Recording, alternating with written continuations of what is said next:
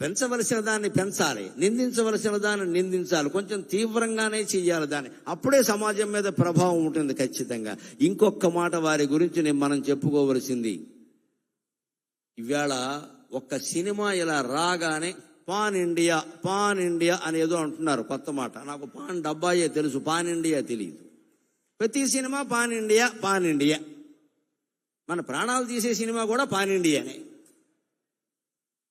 ఆయన బతికినంత కాలంలో నువ్వు కృష్ణుడు పాత్ర హిందీలో వెయ్యండి, రాముడు పాత్ర హిందీలో వెయ్యండి, మేము తీస్తామని ₹1 కోటి ఇస్తామన్నారు. ఆ రోజుల్లో ₹1 కోటి చాలా ఎక్కువ అండి. 70లో ₹1 కోటి అంటే ఏమిటమ్మా, చాలా ఎక్కువ.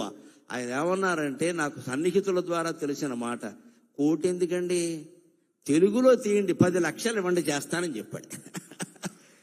మీరే నిర్మాతలుగా ఉండి తెలుగులో తీయండి, ఇంకా శ్రీకృష్ణుడికి సంబంధించి బోల్డు కథలు రావాలి, రాముడికి సంబంధించి బోల్డు కథలు రావాలి. తెలుగులో తీయండి, నా భాషకి మేలు జరుగుతుంది, నా వాచకం ద్వారా నా భాషకి మేలు జరగాలి, నాకు కాదు అని కోరుకున్న మహానుభావుడు అండి ఎన్టీఆర్.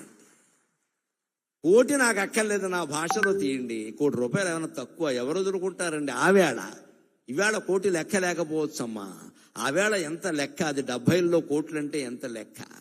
అంత పద్ధతిగా ఉండేవాడు ఆయన.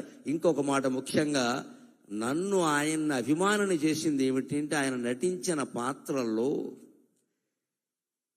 ఎవరికి తల వంచకు, ఎవరిని యాచించకు, గుండె బలమే నీ ఆయుధం, నిండు మనసే నీ ధనం. ఎవరికి తల వంచకు, ఎవరిని యాచించకు, జీవితమే ఒక వైకుంఠపాళి, నిజం తెలుసుకో భాయి. జీవితమే ఒక వైకుంఠపాళి, నిజం తెలుసుకో భాయి.